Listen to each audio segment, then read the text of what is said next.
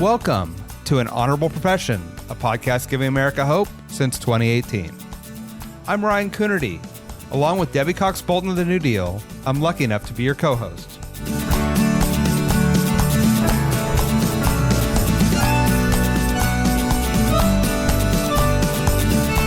An Honorable Profession is a New Deal Leaders podcast. The New Deal is an organization that supports the next generation of American leaders. From attorneys generals to state senators to mayors to school board members, these are the people that are pushing policies and politics that will respond to climate change, rebuild our economy, address racial injustice, and restore our democracy. These are incredibly talented people who have dedicated themselves to public service when their country and their communities needed it the most. Check out newdealleaders.org to see what I'm talking about. Housing is foundational to economic opportunity, quality of life, environmental protection, and so much more. Yet most of the country is experiencing a crisis both in the affordability and availability of housing. New Jersey Senator Troy Singleton is all in on addressing the housing crisis in his state. We talk about his policies to increase housing, navigating pushback, and supporting the aspirations of his residents. We also talk about his rapid rise from an intern to senator and what we'll learn from the elections in New Jersey this year. Enjoy. New Jersey Senator Troy Singleton, welcome to An Honorable Profession. Thanks for having me. Looking forward to the conversation. You got a great story. You're doing amazing things. I want to start, though, with an issue that is hitting almost every area in the country, which is the high cost of housing and people's challenge to have working families be able to afford and to live in their communities. You've worked on this issue in New Jersey and through a number of different policies. And I thought we sort of walk through what you see is working, what's still to be done, and the politics of creating more affordable housing markets for your state. Yeah, so let's just start foundationally around housing, right? So I think housing policy and housing in general is the sort of cornerstone on which so much other public policy is built, right? So you can't really have great education policy without a real good, solid housing policy, environment, economic development, you name it, public safety. Housing is such a key component of that because fundamentally we want to start by providing opportunities for safe and secure shelter for so many people. So when you think through that piece there, you're like, all right, if we know housing is so important, how come we don't have enough of it, right? And we truly have an inventory problem in our country. And that inventory problem is exacerbated, not just by different costs that go into building housing that creates it, but there's a regulatory framework in many parts of our country, and I'll use New Jersey, so I'm more familiar with it, that stymies like housing opportunity. Things like land use regulation. We have this thing in our state called home rule, which you'll find in no statutory book ever. You won't see a law that says this is the home rule statute. But it's this idea that certain communities decide what the local and zoning process should be in their particular region. Now, there's benefit to doing that, but sometimes the negative coin of that is that it presents an opportunity to keep certain people out rather than welcoming more people in. And that decreases our ability to actually grow our housing inventory. And looking at the different types of housing structures, that missing middle we talk about of triplexes and duplexes, because of some zoning regulations, because of some parking regulations, you don't get to see that sort of full gambit of housing opportunity. And it just creates this ongoing problem where you never have the ability to put downward pressure on pricing because the one or two pieces that actually make it to the market, you have so many people fighting and striving to get that house. And that just exacerbates pricing and raises it up. So for many of us, the idea of why housing is so important is not just because it is the bedrock of other public policy, but it's also an economic multiplier. When we think about the benefits of housing, what it does for our economy, it recycles dollars throughout the community. So from both the economic, from both an environment standpoint, and both from an aspect of trying to create more home owners, which creates generational wealth and real good benefits for our economy. That's why it's been something I've really focused on during my tenure in the legislature. And can you talk about some of the initiatives that you've tried to change some of those dynamics to build that foundation for your people in your state? Sure. So the landmark decision in our state around affordable housing was known as the Mount Laurel decision, some 50 years ago. And essentially, what we've tried to do over the course of several years, the courts has been a battle to try and get communities to recognize not just the Mount Laurel decision, but their obligation to adhere to the tenets of Mount Laurel. And what we understood is it has been fraught with this idea of court battles, and we wanted to take it out of the court. So what we did was create a framework where the state government can look at prospective needs of communities and allocate specific allocations where we believe over the next round, and our rounds are done in mostly like every 5 or 10 year increments, as to what the prospective need of housing will be. Now, let me say from the outset, even doing that, we're still going to be short, right? We're still going to be short of what is necessary. But the idea is for us to adhere to those Mount Laurel tenets to say that New Jersey is better when its citizens can live, work, and play all throughout the state. When we look at our communities and we have different stratifications of income and economic mobility in our communities, it actually enriches our communities and makes them better. So that landmark decision, going back 50 years, was updated in a pretty, some would say controversial, but definitely a hard fought victory to move forward those Mount Laurel decisions and take it out of the court's hands and make it more something that's done administratively. Sidebar from that, the other pieces that we've looked at in other parts of the country have already ahead of us are things like accessory dwelling units, how to utilize those to augment our housing stock. And that goes back to the home rule zoning piece we talked about early on and that ongoing fight to try and move those things forward. And accessory dwelling units, for those who may not be, these are granny units. This is a unit in the back or above your garage, or in order to provide more housing. Yeah, and the last one I would talk about that is one that again is the evolution of development and thinking through repurposing stranded assets is looking at things like old malls. Right now, we know with the advent of online shopping, so many people no longer are going to the mall as either a social or economic hangout. Like it's just becoming a lot of barren wastelands in a lot of places. Really thoughtful developers in partnership with local government who are progressive in thinking and moving forward are utilizing their state code, Ryan, to sort of repurpose those stranded assets, take them off of the dead end of the tax roll and put them on the viable end of the tax roll and do mixed use development. Let's get some, first floor level still having commercial and put the residential above it. We're seeing it in different parts of the country to great success. And it's something we're pressing really hard on here in New Jersey, one of the most densely populated states in our union, to find an opportunity to create more housing that way as well. So I got to ask, because you're absolutely right about the benefits of housing and the way it's tied to quality of life and so many other of our policy goals. But you also have used the word, fraught, challenging. So can you describe the dynamics around housing policy that on one hand, everybody understands the good that more housing and more affordable housing can do? On the other hand, it's hard politics. So what's it been like for you? Yeah, Ryan, great question. I think part of the challenge we have is that sometimes affordable housing is used almost as a straw man, kind of boogeyman for other aspects that people don't want to say and want to talk about why they don't want certain people living in their community.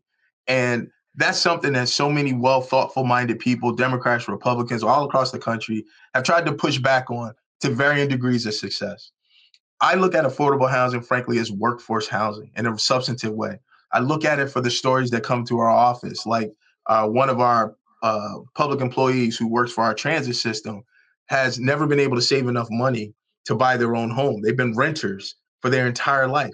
And while there's nothing wrong with being a renter, if you're really thinking about creating generational wealth, and for so many of us, the greatest asset we will have and what we can give to our prodigy beyond is the home in which we live in.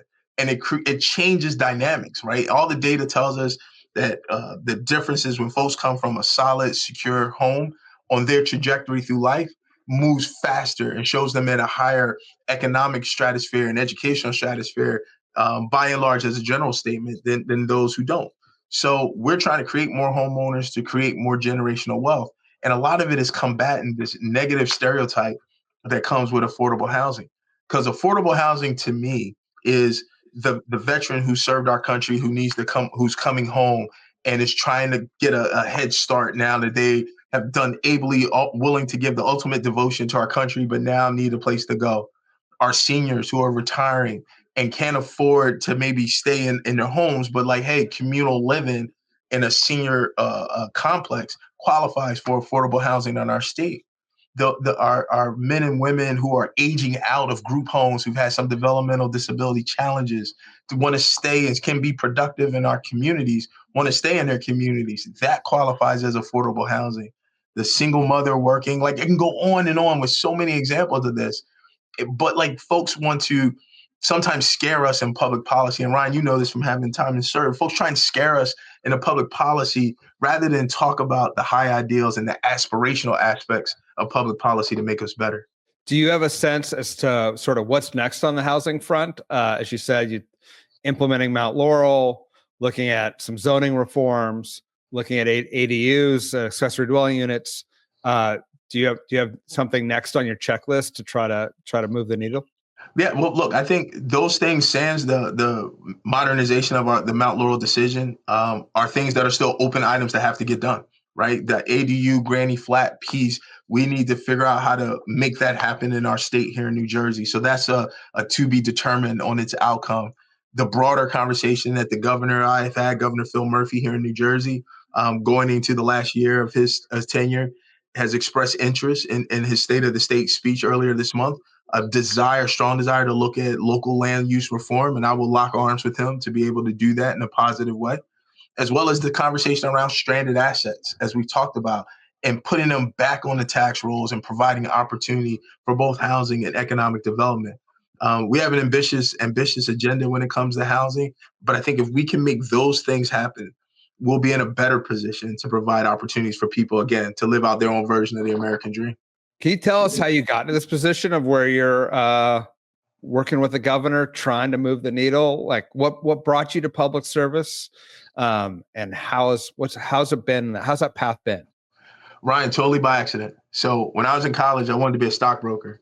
And I remember trying to get an internship in different places and had an internship working in Wall Street to just, figure it out. And I left that intern and I was like, I don't know if this is for me. And then a buddy of mine who was a prior graduate of my alma mater in Southern New Jersey, Rowan University, was working in the state legislature. And he said, hey, I know you need an internship. These are paid, which was great for a college student who was broke to hear about a paid internship, and said, I want, come on up. So I did it. And almost immediately when I got there, I had a deeper appreciation for something that I think, Ryan, I know you know, and so many others know. Government touches every aspect of our life. And if you ever want to be in a position to help shape what that looks like, you have to be in or around government. And as soon as I got there and started understanding that, I was like, I want to be a part of this. And just by happenstance, when I graduated college, the local state reps in my area changed the seat that at one point had been Republican, became Democrat when they won. And someone remembered this kid who grew up in the district, meaning myself, who was a good intern, maybe a good guy to have as a legislative staffer. So they hired me as a legislative aide, and I learned a lot, got paid no money hardly, but learned a lot, and just kept matriculating up the ladder from legislative aide to legislative director to ultimately leaving that office and becoming chief of staff for our former majority leader, who became Speaker of the New Jersey General Assembly, our state house. And being around this, coming from intern to staffer, and then in 2011, getting an opportunity to run because of our redistricting process, getting a chance to run in a seat that I had worked for the members, grew up in that district, came full circle. And I remember standing in the well of our state house General Assembly when I got the pin on my chest. And I said that, I was so overwhelmed with emotion. Like, I started here as an intern and as a staffer, and I've learned and loved this institution. To now to be able to call myself a member was the highest thing I've ever done at that point in my life. And it was so overwhelming emotionally for me that it just came full circle, right? So did all those things and had the honor of going to our state Senate, post-election of 2017, and I've been on the Senate side ever since. Can you talk about that transformation? I think there's a lot of staffers that walk around and are like, I could do that job. Yeah, Uh, yeah, uh, 100%. and there's a lot of staffers that walk around and are like, I never want to do that job. Right, right. So what was it like going from, working for members to being a member? Yeah, I think first of all, that movement is one of those things. All of us have done this, right? And if you've ever worked in the business for working for members, you're always sitting there either looking at votes or looking at bills, and you're thinking what you would do, right, if the chance became of it. And it got to the point where people who were around me often were like, "You're always talking about if you had this chance, what you should do." Well, your former boss is retiring.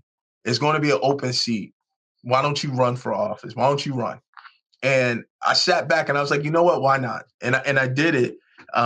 Closest election I've ever had, won by like 1,200, 1,400 votes in that district. Out of like, the district has 230,000 people, and won by like 12, 1,400, right?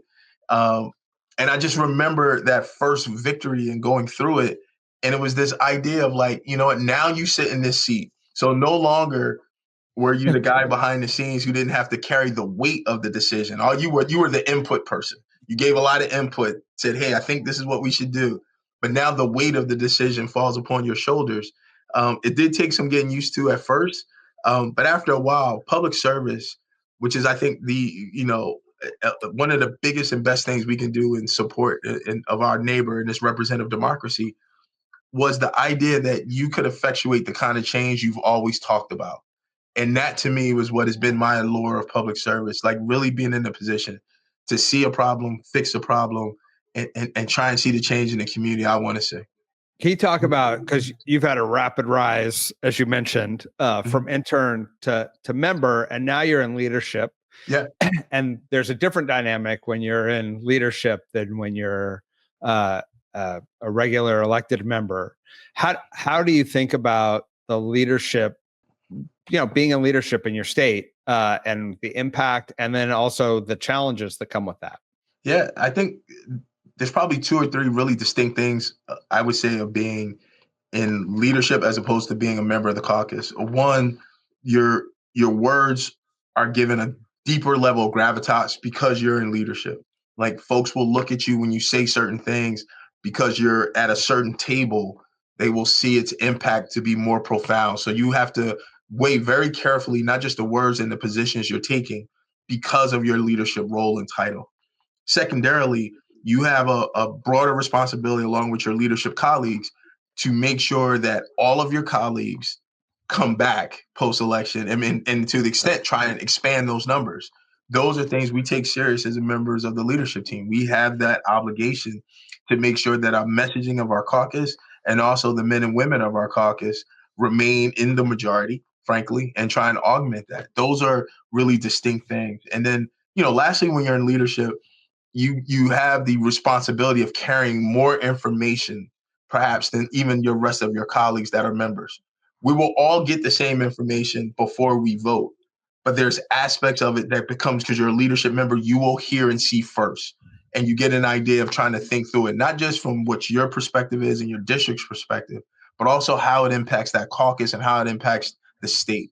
So, and that's a lot more meetings than you'd had before. And when you're in a part-time legislature, like in New Jersey, it's a lot of work-life balance that you got to figure out when you're in leadership as well. Yeah. I mean, I have more questions about the leadership role, but tell me about the work-life balance. You're a father of three. Mm-hmm. You are trying to balance a lot of different commitments and big, hard challenges from just for those looking for like time management advice. What do you have to say? So I would say two really important things. One, you have to prioritize what is best suited for your time. And sometimes what's best suited for your time is to take a step back and rest and catch your breath. Like, so many of us who are in it and love it, we can get so consumed by it. And I did earlier in my career get so consumed by it that I wasn't focused on the other things of my life, that balance we talked about that makes it matter. So as I've, become a member a lot longer now, I'm going into now this will be my 14th year in the legislature. I'm understanding better the ability to take a step back and deep breath. You can't be everywhere all the time.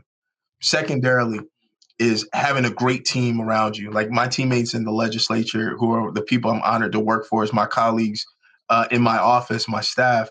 All of my teammates there understand we have a simple mantra, right? Our mantra is that we do not have constituents, we have bosses.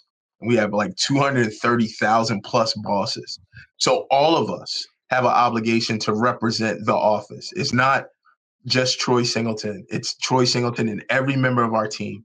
And because of that, we're all committed to trying to provide the best possible service we can. And we do that by recognizing sometimes we need to take care of ourselves, but when we can be there, we will be there. And that's how we've tried to show up. We use our office more as a reflection of what our community's interests are rather than ours trying to influence our community. And I think that's a unique difference on how we try and govern ourselves as legislators here. Makes sense.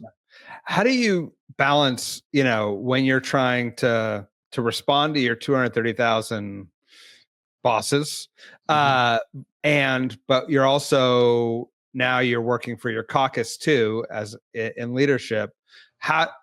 And they have 230,000 bosses who may want something totally different than what you want, and the Democratic Party is famous for forming circular firing lines. Right. How do you try to keep the caucus together and aligned, especially in the crazy political environment that we're in today? So I think on most issues, not all, but on most issues, there's a common thread that folks can align themselves to. And what I try and do in the role that I play now is to try and bring my colleagues together around that common thread, recognizing, and I think this has been an evolution of politics, at least in our state, but I imagine in others, is that you don't need a unanimous consent around ideas. We have to give folks room to, as we always say, vote your district, right? Because there are certain policies that just play well in certain places and other places that don't. But we try and find a common thread where on certain parts of those issues, we can all come together. So we will do those things. Then when we got to do the bigger things, we just try and oftentimes patchwork a coalition of like-minded folks to get us to the only number that matters in the New Jersey Senate, 21. That's the only number that matters. Everything else is irrelevant because if you don't get to 21, the bill doesn't pass. So we give folks room to, as we say, vote your district. We give folks room for that. But on the things that we all have believed are bedrock principles of our party, we try and lock arms shoulder to shoulder to advance those things. And that is, I think, something all of us in the party have to work better at.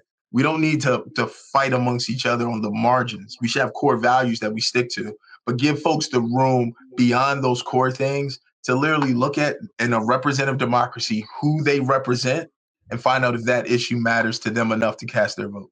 That's a perfect segue into my next question about the politics in New Jersey. Sure. New Jersey, Virginia have off-year elections. And so often after a big election like we've just had, we all turn to you to be like, was that a one-off? Is this a trend? Is there a response? And so the country, maybe the world, will be looking at New Jersey for what the American voters, at least of those in New Jersey, are thinking of the Trump administration and the Democratic Party and everything else. What are you seeing on the ground in New Jersey as election, as you gear up for elections this year? Yeah, I think you have a lot of people playing armchair political analysts about what they saw in 2024. And I will tell you, in New Jersey, so the one thing that I don't think people fully appreciate, like President Trump's vote share in New Jersey, the number of raw gross votes that he got did not appreciably increase from 2024 to 2020. What happened was votes for the Democratic Party dropped, and they didn't jump over to President Trump. They just didn't show up. Now, I will tell you, there's a unique and enormous opportunity in that, because that says to me, we have to figure out why folks decided our brand was not worthy of their vote. They didn't say the Republican brand was worthy of their vote. They just said, I'm not doing anything. So now we have to go back and really work through what those issues are there. And I think the uniqueness around a change in the White House, changing from Democrat to Republican, typically in many of these off-year elections like New Jersey and Virginia, especially in New Jersey, I feel even better about our opportunities to maintain the governor's office as well as maintain our state house, which is up, because there'll be a lot of noise coming out of Washington, D.C., some that will alienate many of the swing voters in our state who both parties count on to help move the needle forward. That's what we saw in the history prior in 2020. And I anticipate the president will move many swing voters away from some of that mentality back to the Democratic Party. The question is, what are we bringing them back to? And that falls to us. The policies that we have to instill, we need to be focused on affordability and economic development for everyone in our state. Folks want to feel safe in their communities. We have to be mindful of that and look at our policies through that prism as well. I think if we do those things and so many more on making sure the things we can control from a price standpoint in New Jersey, we're putting downward pressure on those voters who didn't vote in this last election, who didn't go to the Republican side, just stayed home. I think we'll be able to bring many of those back to our party. And this idea that New Jersey somehow is pivoting to a purple from a blue state will just be a one-off rather than a sort of pattern. How do you think about those two sets of voters? So the swing voters, I think we all have in our mind the suburbs, soccer moms, those are the folks that are swinging back and forth. The folks who are coming in and out of the election cycle, in general, tend to be younger, people of color, different. So how are you hearing the same message from both those folks? Different policy priorities from those groups? Like, how do you have a different strategy for each one, or is it all around the same issues of affordability, public safety, effectiveness? So I think fundamentally there will be different issues for those groups because they're at different stages of their life, right? Someone, new voter, fresh out of college, they're at a different stage than suburban soccer mom or dad, you name it, right? So they're at a different stage. So the issue will change. But what I think will be consistent amongst both of those groups will be who will have an aspirational message that has a level of pragmatic approach that they know can get done, right? So that is what we have to do. That you can weave the issues if you keep that as your fault line. Let's have people feel inspired again, want to see something better. Instead of prevailing on the worst angels of our character, let's talk about the good things and what we can do. Then from a pragmatic standpoint, lean in really hard on the things that are actually doable. Right now, I think people are looking at a bunch of Democrats and saying, I hear what you're saying, but I don't see what you're saying. I hear it, but I don't see it.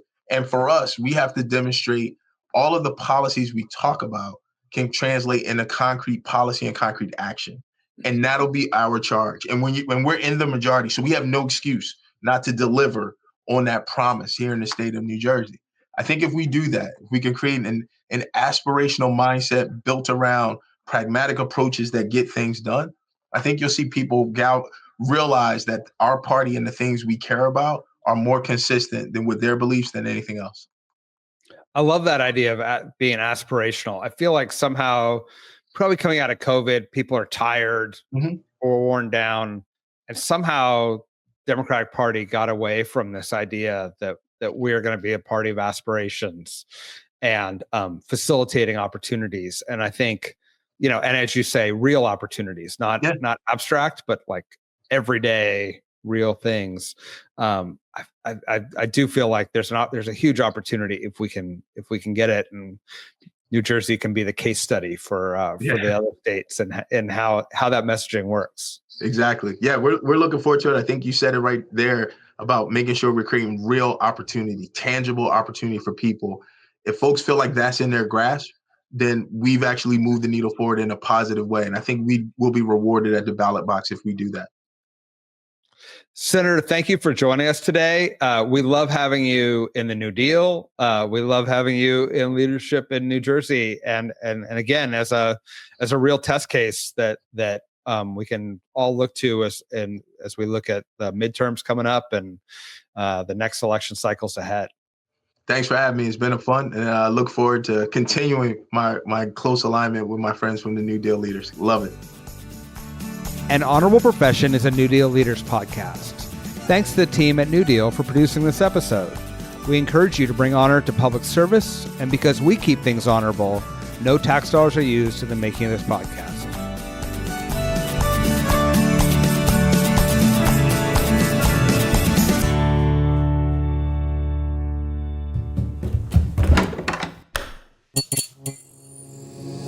This podcast is part of the Democracy Group.